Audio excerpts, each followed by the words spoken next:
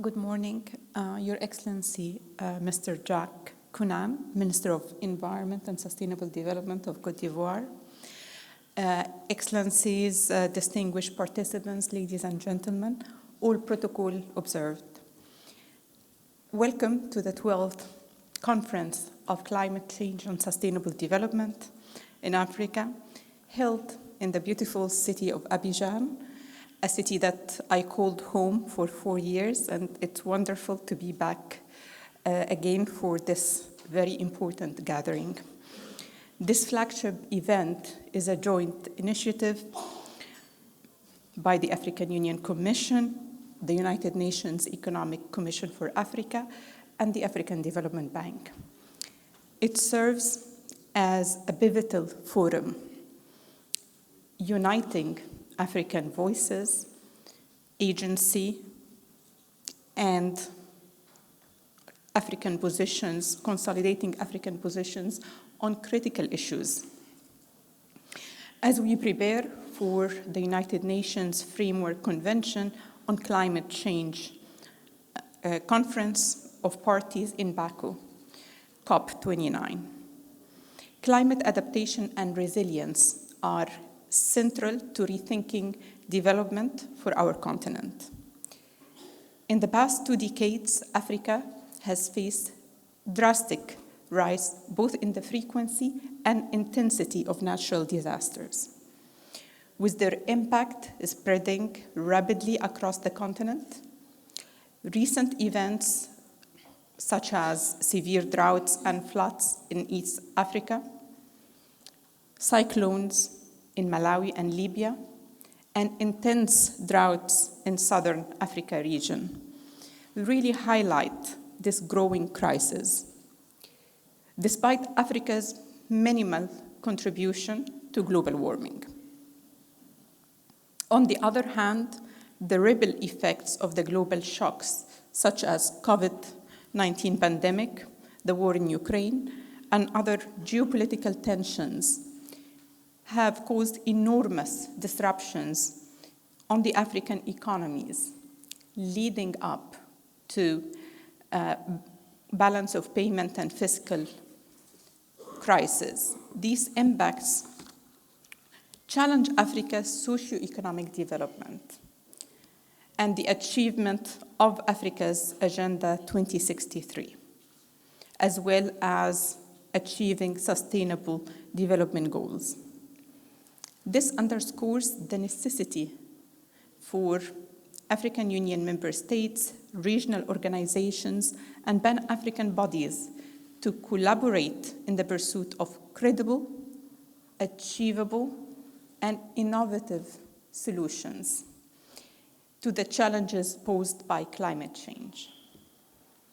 Africa's priority is climate resilient development, reflected in our nationally determined contributions and long-term low emissions development strategies. The continent faces dual challenge of adapting to climate impacts while investing in climate-informed development. And this requires capacity, finance, and technology transfer, led by developed countries in line with the common but differentiated responsibility principle of the Paris Agreement. The first global stocktake that concluded at COP28 in December of 2023 showed that the implementations of measures provided for in the Paris Agreement has fallen short of the intended outcomes of the agreement. The world is on course to overshoot the 2 degrees maximum warming that was actually highlighted before in Paris. The outcome of this global stocktake called on parties to contribute to global efforts to transition away from fossil fuels in energy systems in this critical decade. This decision also encourages the next round of nationally determined contributions due in February of 2025 to include ambitious economy-wide emission reduction targets aligned with the objective to limit global warming to 1.5 degrees centigrade. The course correction called for by this global stocktake would extend beyond more ambitions that has been already captured in the nationally determined contributions to also include increased means of implementation to support for developing world through a new collective qualified goal on climate finance, faster technology transfer, a global goal on adaptation, as well as finalization of rules and modalities regulating carbon markets in the context of Article 6 of the Paris Agreement. Excellencies, ladies and gentlemen, climate finance remains grossly insufficient. The $100 billion annual goal pledged in 2009 was only nominally achieved by 2022, falling far short of the estimated $1.3 trillion required to support climate action. Global climate finance for adaptation was expected to double by 2025, but instead it has declined, jeopardizing the Sustainable Development Goals and existing resilience investments. Without substantial adaptation investment, Africa cannot seize opportunities for job creation, green growth, or prevent losses. Scaling adaptation requires integrating climate and biodiversity actions with substantial financing. Africa faces one of the lowest levels of green finance access, exacerbated by a growing debt burden. Many African countries spend 5 times more on debt repayments than on climate action. This hampers large-scale adaptation and ecosystem restoration efforts. Therefore, this timely conference seeks to identify effective strategies for securing the necessary financing to bolster Africa's climate resilience and adaptation, while also tackling pressing development issues. First, we must use innovative financing solutions for adaptation without exacerbating debt burdens.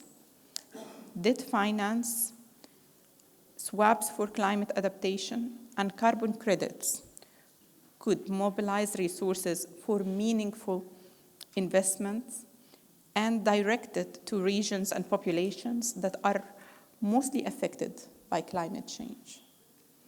Analysis by ECA and Dalberg shows that $120 per ton carbon price could generate up to $82 billion in Africa, improving livelihoods for 167 million people in Africa. We must work together to make use of this potential.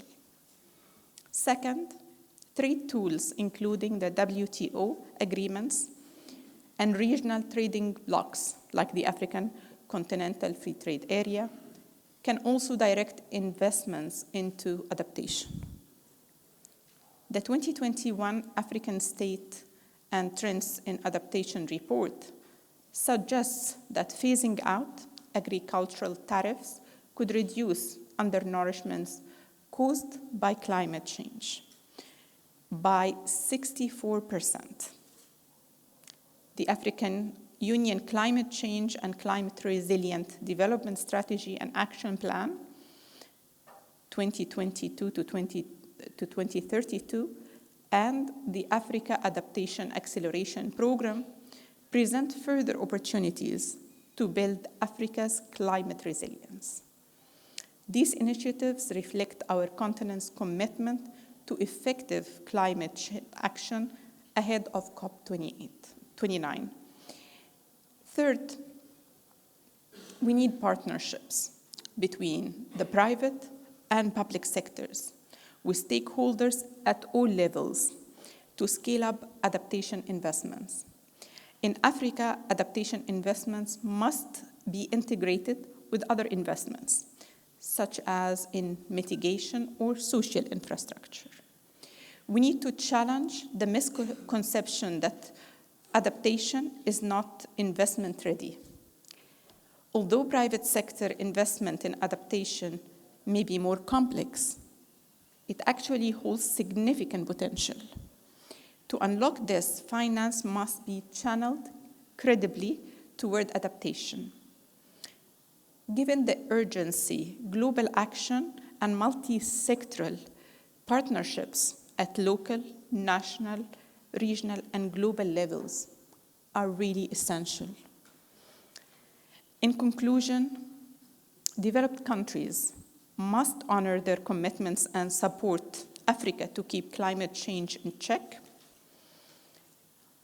I extend my gratitude to Climate Dev Africa partners, the government of Cote d'Ivoire for co-hosting, and development partners, particularly the Swedish International Development Agency, the Dutch Ministry of Foreign Affairs, the Nordic Development Fund, and the European Union for their ongoing support.